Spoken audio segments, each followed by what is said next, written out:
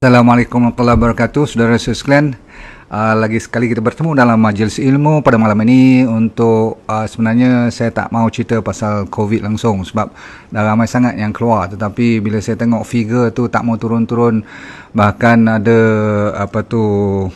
orang buat prediction ya, sampai boleh naik atas pada 7-8 ribu. Jadi saya jadi dah bukan saja risau, tapi saya juga ingin mengambil satu tindakan untuk menceritakan hal-hal yang sepatut kita ambil perhatian dan apa yang kita harus continue to do. Saya dah 2-3 program yang lepas pun saya dah cerita macam mana nak buat, walaupun simple tapi kita harus buatnya juga. Sebab apa, tak banyak benda lagi yang kita nak buat sampai nak tunggu sakit baru kita nak kelang kabut, tak boleh. Daripada sekarang, siapa yang masih sihat harus bertahan. Siapa yang kalaupun ada ura-ura kena ataupun ada kontak dan sebagainya, lagi berjaga-jaga supaya dia tidak terus menjadikannya sebagai full infection. Kan anda tahu sebagian besar daripada kita yang dapat infection tapi tidak ada sign and symptoms. Bahkan hampir berapa persen, katanya sampai 80%. Yang kadang-kadang masih lagi berjalan ke sana ke sini, tapi sebenarnya sudah pun ada orang panggil infection dalam badannya, cuma dia tak infect others saja, ataupun kita tak tahu kena tak kena. Sebab zaman sekarang ni kalau dulu bawah pada 2-300 kita dah mula risau. Sekarang kalau bawah pada 2-3 ribu pun kita dah happy, betul tak? Baik.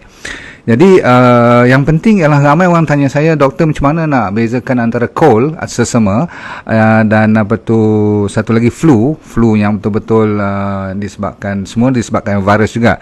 Tapi flu ni lebih serius daripada sesama biasa, dan yang paling kita berjaga-jaga sekarang dan kita risau ialah COVID. Walaupun kita gunakan kata risau, tapi janganlah sampai you panic pula. Saya bukan berada di depan you sekarang untuk menakut-nakutkan. Bahkan kita untuk meyakinkan bahawasanya kalau kita menjalankan SOP betul-betul dan kita betul-betul jaga kesihatan, insya-Allah body kita ni ada daya tahan yang sendiri sebelum kita dapat vaksin, ataupun kalaupun dah lepas vaksin kita harus berjaga-jaga. Boleh? Jadi malam ni kita kena belajar sikit daripada sejarah. Sebab apa? Kalau anda masih ingat, siapa pernah dengar Spanish flu? Pernah dengar Spanish flu? Satu ketika dulu Tuhan dah menduga rakyat di dunia ini, masa tu lebih kurang kalau tak salah saya 1918, tahun 1918, hampir setengah juta rakyat, 500,000 kot tak salah saya, berapa? Ataupun 50 million. Saya mungkin salah ni, saya dengar macam tak percaya. 50 million yang tu yang betulnya, yang telah wipe out, maksudnya di dunia ni ada kematian sampai begitu banyak sekali. Itu pun selepas perang dunia yang yang pertama ya, 1914. 4 tahun kemudian 1918 bermulanya Spanish flu ni, dan cara kalau you tengok gambar-gambar lama dulu tu, dia beratur, dia buat social distancing, dia pakai mask, cara dia angkat dia punya pesakit dia memang macam orang kata macam replay. Cuma sekarang ni zaman moden, kita pakai mask yang lebih canggih, kita pakai oxygen tank ataupun pakai intubation, pakai ICU semua. Jadi tuan-tuan sekalian, kalau anda tengok di sana dulu, dia mengambil masa kurang lebih 2,5 tahun ataupun sampai 3 tahun.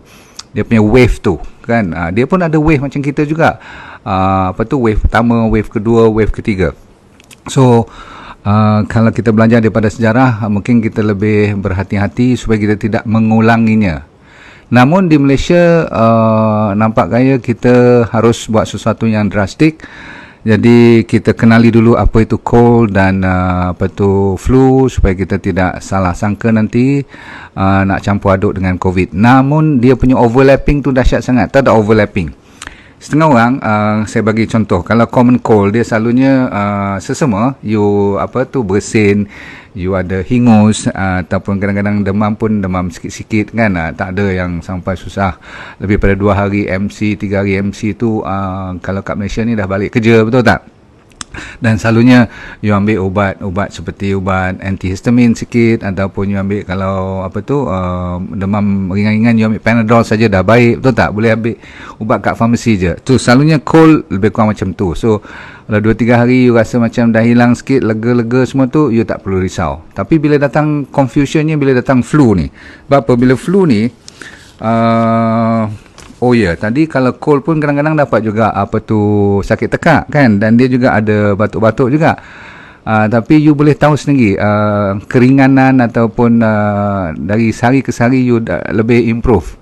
Tapi bila datang flu ni yang disebabkan oleh virus juga, dia campur dengan pening kepala, dengan sakit badan, dengan ni rasa berat, sendi-sendi, dah campur pula dengan fever. Sebab ini adalah indikator untuk orang COVID juga, especially fever. Ada ketak-ketak sikit, kadang-kadang rasa fatigue, rasa lesu. Ni dah overlap dengan COVID. Jadi masa ni saya nak bagi tahu apa nak buat. Okay, kalau you rasa you tak sure flu ataupun orang panggil COVID, dan kadang-kadang sampai you lawyer pun ada, dan kadang-kadang dah melibatkan sampai paru-paru pun ada. Ini flu tau, dia boleh sampai ke paru-paru pun. Jadi kat sini menjadi satu percanggahan ataupun kebingungan kita. Macam mana pula kalau kita ada, lainlah kalau you dah confirm ada gejala-gejala seperti dengar ya. Kalau dah ada fever, ada 4 yang paling mustahak ni. Fever, batuk, dan batuk ni bukan batuk yang you biasa batuk-batuk dulu, lepas tu you sambung batuk yang sama. Setengah orang jenis kaki batuk je kerja dia, okay? Seokok dan sebagainya. Tapi ni baru punya batuk, jenis baru punya batuk, lain punya macam punya batuk ni. Yang tu orang panggil new cough. Dan you rasa letih selalu, dan yang paling penting ialah fever. Saya dah kata tadi, demam, sebab 90% daripada orang kena COVID ni selalu ada signal-signal demam.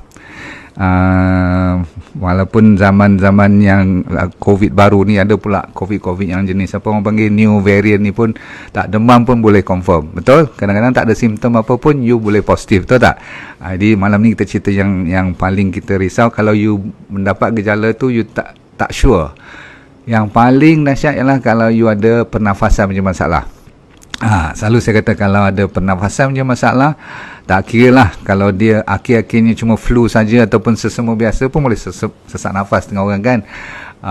Terutama sekali yang dah berumur ataupun bermasalah asma dan sebagainya, tu kan kadang-kadang kita tersesak nafas. Tapi bagi saya, you sesak nafas je, confirm you kena pergi check dulu dengan doktor, buat test dahulu, make sure you negatif. Okay, so saya ulang, 4 yang paling utama supaya you tak confuse. Walaupun bersamaan dengan flu juga, tapi you tetap kena pergi jumpa doktor ataupun buat test tu kan. Sekarang ni ada RPK ataupun PCR test kan. PCR tu you buat melalui hidung dan melalui mulut. Kalau RPK tu you cuma buat melalui hidung, yang buat dalam masa setengah jam dah dapat keputusan tu kan. Kalau PCR tu yang lebih mendalam, dan you perlukan beberapa jam kemudian baru dapat result. Kadang-kadang buat pagi malam baru dapat result. Apapun make sure you clear. Yang ada sama ada pernafasan punya masalah ataupun demam ataupun batuk tadi, dan atau tiga-tiga sekali. Dan kalau dah confirm letih sampai hilang pula ada jadi masalah deria rasa dan deria bau tu pun hilang, you tak usah percaya siapa-siapa lagi dah. Okay, you kalau doktor tak mau jumpa pun you paksa juga doktor suruh buka klinik atau buka hospital tu, suruh masukkan you juga. Sebab apa? Ini adalah kalaupun test tu kata negatif pun you jangan percaya, you pergi juga masuk. Sebab yang penting ialah you punya sign and symptoms. Sebab test tu kadang-kadang boleh ada orang panggil, berlaku juga kan, yang panggil false negative. Dia kata negatif tapi sebenarnya positif. Sebab apa? You dah nampak sangat-sangat ada 4-5 gejala ni, ataupun satu yang paling serius saya kata apa tu, masalah pernafasan tadi, tolong cek habis-habis, biar bergaduh pun tak apa. Itu cara kita attack dan kita kendalikan masalah COVID zaman sekarang ni. Ni zaman lah ni yang beribu-ribu. Soal takut ke tak takut itu soal kedua. Soalnya fakta. Kita kena high time, kita wake up, kita bagi tahu sama kita ni, walaupun kita tak bebas dan tak sunyi daripada kena juga kalau tak jaga, maka haruslah kita belajar lagi. Baik, sikit lagi. ada lagi gejala-gejala lain yang bersamaan macam flu dan macam cold juga. Sesama dengan masalah flu ni, okey, seperti running nose, berhingus. Orang COVID pun boleh juga sesak you punya hidung tu disebabkan banyak bahan-bahan yang dipanggil ni lah, lendir-lendir dan sebagainya tu, dan conjunctivitis. Selalunya mata akan kadang-kadang sampai jadi macam merah tu, okey. Macam sakit mata pula. Lepas tu sore throat. Sore throat is another major factor here. Pening kepala, sakit otot, dan setengah orang sampai ketar-ketar, sampai chills, okey. Dan selalunya juga ada satu lagi, kalau bersamaan dengan sakit sendi, joint pain dan sakit otot, ini pun you jangan duduk kat rumah lagi dah, okey. Kecuali kalau doktor cek nanti, saya bagi tahu stage 1, 2, 3 tu, ataupun 1, 2 selalunya doktor akan suruh you quarantine kat rumah pun. Kalau dah sampai ada batuk, stage 3 tu dah, walaupun oksigen you masih belum lagi 94 ke bawah, oxygen saturation tu, you akan dihantar untuk quarantine seperti di tempat-tempat khas, you know. Kalau di dekat sini ni nama Maibs dan sebagainya tu, yang tu disebabkan you dah ada sedikit masalah dengan paru-paru, cuma ia tidak jatuh bawah pada paras 94 oxygen saturation. Ya, anda kalau dah stage 4, stage 5 tu, saya selalu kata bukan boleh dibincang kat sini. Tak usah melawak lah, senang cerita. Okey, so pening kepala, ada nausea, loya, ada kat setengah orang tu ada rashes. Ada macam ruam-ruam atau gatal-gatal kat kulit dia. Sampai setengah tu ada diarrhea pun. Cirit-birit, dan lagi sekali sampai pening-pening, tak apa juga, tapi dia rasa macam terhoyong hayang semua tu. Baik. Malam ni saya nak tambah sikit yang mungkin you terlepas pandang dan saya pun terlupa nak cerita dulu-dulu. Dan ini pun disebabkan oleh latest finding seperti negara-negara yang tengah sesak sekarang, yang tengah parah sekarang seperti India. Kita mula-mula tengok macam India tu tak akan jadi kat kita, rupanya kita pun dah mula, kalau tak jaga ratio kemasukan hospital, ratio orang meninggal dah hampir sama dah. Bahkan satu informasi saya baca baru-baru ni, dah kita think dia sekejap. Dia satu hari naik, satu hari turun. Dia tengok dia punya statistik tu, rupanya Malaysia dah satu ketika tu potong India punya statistik. Jadi macam mana ni? Walaupun mereka 1, berapa bilion, 1.2 bilion, kita 33-34 million saja, tapi ratio tu berarti kita jangan tengok orang saja, kita kena belajar. Tadi saya kata belajar daripada Spanish flu masa 1918, berapa tahun dia ambil. Jadi kalau siapa yang meniaga sekarang, siapa yang buat projek apa-apa, kerajaan nak plan apa-apa, cuba saya pula nak mengajar, tak boleh lah kan. Tapi kita baca dan kita belajar dan kita masuk akal, dan kita nampak wave tu macam trend tu ada pattern dia. Jadi kenapa kita tak boleh ikut, dan kalau boleh, kalau dah ada sejarah macam tu, patut kita tak boleh ulang balik. Kalau kita ulang balik, memang kita tak tahu nak kata pandai ke tak pandai, tapi kita tak boleh biarkan benda tu berlaku. Dan kita yang boleh berfikir ni, cuba jangan ulang benda yang dah berlaku. Itu yang 1918, tapi yang berlaku di dunia kita sebelah benua Asia ni, kat India dah berlaku depan mata. Kat China kita tengok apa dia buat. Kenapa kita tak boleh buat? Itu soalannya. Jadi kita sekarang kena ambil orang panggil kuasa untuk jaga diri sendiri, jaga family sendiri, jaga office sendiri, jaga community sendiri lah. Okey, yang saya maksudkan apa tadi tu, gejala baru yang disebabkan ada varian-varian baru ni, ada mutasi varian virus baru ni. Satu dinamakan mulut kita jadi kering, macam orang tak cukup air baru balik daripada padang Sahara tu, kering. Jadi macam nak pecah-pecah, bahkan ada ulcer pun. Setengah orang sampai dah pecah mulut, macam kena ulcer. Tahu ulcer kan, yang bulat-bulat tu kan, pedih kalau nak makan semua tu. Dia jadi macam luka-luka sikit, pecah-pecah mulut. Lepas tu ada satu dia panggil, kalau you keluarkan you punya lidah, dia macam kena fungus sikit. Bukanlah fungus, dia punya putih-putih tu, macam berkeping-keping putih dan tak sama rata. dia ada yang patchy, sekejap putih, sekejap dia merah-merah sikit tu, jadi tak elok kita punya lapisan lidah kita kalau dikeluarkan. Okey, so cuba cek sambilan you, tak semestinya ada semua tadi, tak semestinya you ada batuk, tak semestinya you ada 4-5 gejala fever, ada hilang deria, kadang-kadang deria hidung bau dengan rasa ni tak bermasalah, tapi nafas you pun masih okey, tapi lidah tu dah mulai bertukar. Kadang-kadang cuma ada conjunctivitis saja. Kalau orang putih panggil pink eye, pink, warna merah-merah. Ni macam you tak boleh pergi office tu kan. Kalau kita masalah conjunctivitis biasa-biasa, tak pergi office je, takut berjangkit. Tapi ni disebabkan oleh virus. Okay? Kita fokus kepada kalau you ada gejala-gejala macam ni sampai ke dia panggil oral punya sign and symptoms. Dulu orang tak fokus kepada mulut dan mata ni, sekarang orang dah mula fokus mulut, dia dah mula kacau sekarang. Itu membuktikan virus ni dah mula pandai menukar wajah dia atau macam mana, saya pun tak tahu. Ini semua kuasa Allah. Kita rasa kita pandai, dia pun pandai juga. Tapi insyaAllah saya percaya kalau kita belajar daripada Spanish flu tu, dia mengambil masa 3 tahun untuk menyelesaikan semua masalah. So saya mengharapkan kita lebih cepatlah, 2 tahun cukuplah, ni tahun kedua kan. So kali ni saya masih percaya, dan saya nak semua rakyat Malaysia percaya yang kita boleh melalui proses dugaan ini. Walaupun orang kata macam-macam, orang suka menakut-nakutkan kita. Betul, saya pun takut. Sebab tu tiap-tiap kali saya habis lecture, saya kata jaga-jaga. Sebab apa? Kita tak sunyi daripada boleh sampai benda tu kat kita kalau tak berjaga kan. So saya tengok ramai orang menyalahkan orang lain, menyalahkan pasar Ramadan. Betul, kita tak jaga tu betul.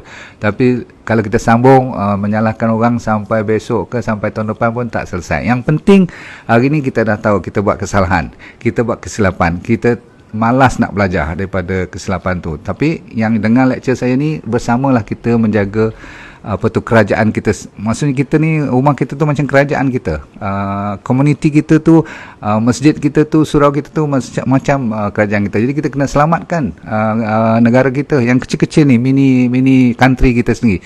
Dan saya tahu sebahagian besar daripada anda dah positif dan you tak bagi tahu pun.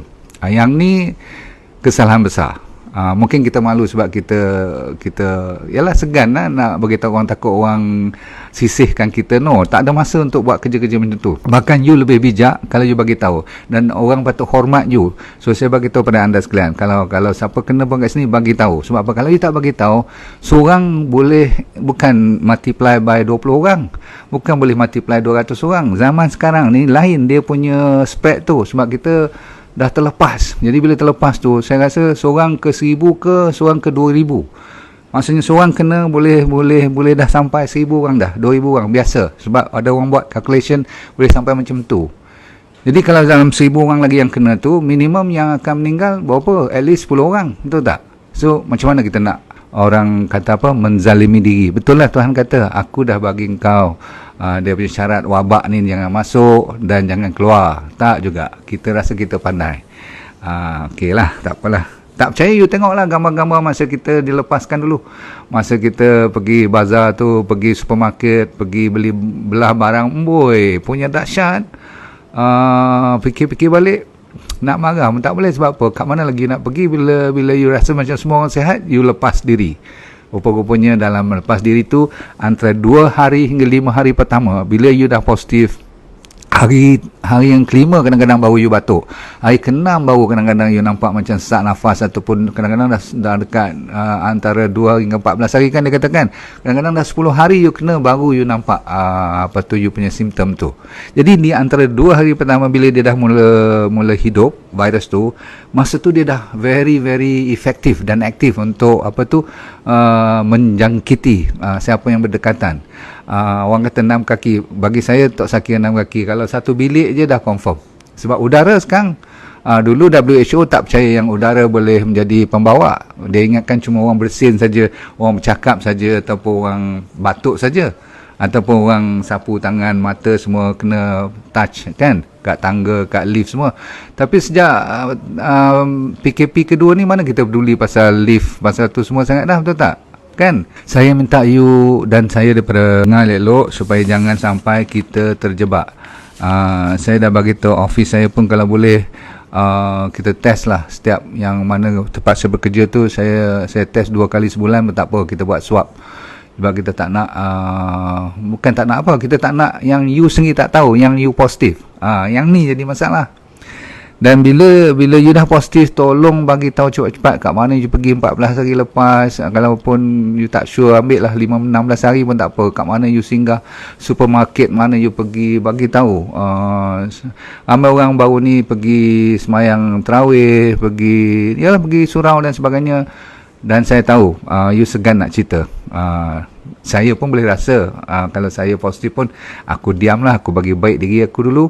Bukan orang nak tahu pun, tetapi masya-Allah you dah menzalimi bukan diri you saja, you dah menzalimi ramai rakyat yang kadang-kadang tak berdosa pun. Dan selalunya saintis kata yang berumur 60 ke atas yang lebih parah sekarang, yang lebih dangerous, yang pregnant, yang ada masalah morbidity lain, betul tak? Yang ada diabetes, high blood pressure, cancer treatment, immunity dia jatuh sebab dia banyak makan steroid, ataupun you obese, kan selalu saya katakan pregnant tu saya dah kata tadi, tetapi zaman sekarang bukan umur atas pada 60 lagi dah. Virus yang ada sekarang sebab dia terlalu merebak, dia tak kenal siapa lagi dah. Dulu dia cari yang mana yang tak kuat atau berumur, tapi sekarang you pernah tengok tak sekarang result? Atau you pernah dengar kan? Setiap daripada anda saya kira dah kenal salah seorang daripada kawan you ataupun yang you kenali ataupun dalam WhatsApp group you, mesti yang dah kenal. Termasuk saya sendiri. Maksudnya saya pun kenal dan memang tahu sesiapa yang sakit. Sebab itulah kalau siapa bos-bos kat sini, tolong bagi tahu kepada staff yang boleh je kerja kat rumah, tak usah kira sangatlah duit kita memang kita nak cari kalau yang berniaga tu, tapi nyawa lebih berharga bagi saya. Sebulan 2 ni tak apa, saya pun jatuh juga, tapi kita kena lawan, okey. Sebab apa, 2-3 bulan ni lah yang paling getir. Tolong dengarlah cakap pakcik ni sebab saya risau anak-anak muda, sebab mereka dulu diwar-warkan mengatakan kalau muda kurang bermasalah, tapi sejak kebelakangan ni fakta ni dah tak betul. Saya dengar kat India, budak-budak umur belasan tahun ataupun 20-an pun ada yang dah yalah, you faham maksud saya kan?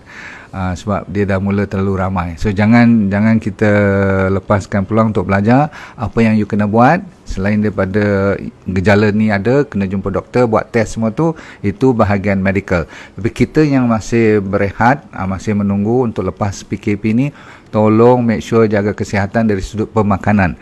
Nombor 2, saya dah ajar you tentang matahari, free of charge, every day. You nak buat apa lagi, betul tak? Pergi duduk kat bawah matahari tu setengah jam at least. Lepas tu petang lagi sekali kalau boleh belajar berpeluh. Berpeluh juga ada satu daripada cara untuk meningkatkan immunity. Lagi, pernafasan yang saya ajar you dengan pakai humming yang bunyi tu tak apa. Orang nak kata. Bagi saya, I don't care. Why? If I'm telling you what I do, okay? I beritahu apa yang I buat. Lepas tu I akan cari air panas selalu. Sebab apa? Nak lawan dengan COVID semua ni, dia tak suka kalau kita rajin berkawan dengan benda-benda yang panas. Maksudnya kurangkan aircon, ambil banyak air yang suam, bubur limau, vitamin C. Saya selalu kata, orang nak kata apa dengan air kelapa, kata, tapi boleh ditambah dengan air kelapa untuk menjaga you punya isotonic punya fluid kita tu kena sentiasa cukup mineral dan vitamin. Lepas tu jangan lupa sayur, jangan lupa buah-buahan, makan benda-benda yang sihat-sihat lah, nak cerita. Okey, saya ingin tutupkan dengan rainbow food. Belanja makan yang campur warna dan sebagainya. Dan lepas tu jangan lupa kalau D3K2, kalau you dapat beli D3K2. Dan saya sendiri ambil herb suplemen saya sambil saya nak tunggu vaksin ni, ataupun anda yang dah kena vaksin pun kena, sebab dah ada orang kata pun kalau kena vaksin pun kena jaga kesihatan tu, tak kena jaga immunity kita. So saya ambil Haba gel. Habanya Tuhan bagi cukup, memang betul lah rupanya habatus sauda dan empedu bumi dan chamomile, royal jelly, ataupun ni lah bahan-bahan daripada lebah ni. Tuhan bagi ilmu untuk kita belajar dengan zinc lagi, dengan vitamin C, Masya Allah. You tengoklah kita perlukan semua ni. Dan janganlah sekali stress you, anxiety you, jangan takut sangat. Okey, kita jumpa lagi. Jangan lupa siapa yang sudi jadi dropship pada 25 hari bulan ni, saya akan announce lagi sekali. Assalamualaikum warahmatullahi wabarakatuh. Jagalah diri baik-baik. Jangan dengar cakap orang, dengar cakap minda yang waras. Saya doakan anda semua sihat walafiat. Assalamualaikum warahmatullahi wabarakatuh. Baik, terima kasih.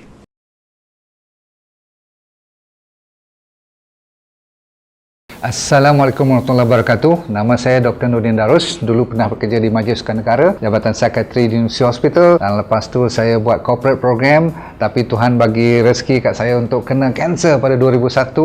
Bukanlah seronok tetapi pengalaman. Kali kedua saya kena relapse pada 2012. Di pengalaman tu saya nak share dengan anda, kalau anda bermasalah berpenyakit ataupun sama ada dari segi fizikal ke mental, tak jadi hal, asalkan you nak merubah hidup you. Dan bagi mereka yang belum sakit pun paling mustahak untuk mempertahankan, menghindar daripada kena sakit. Tapi insyaAllah dalam program yang dinamakan DND Well for Life 90 Day Challenge, maksudnya 90 hari punya cabaran ni untuk meningkatkan kesejahteraan dan kesihatan hidup anda. Mau tak?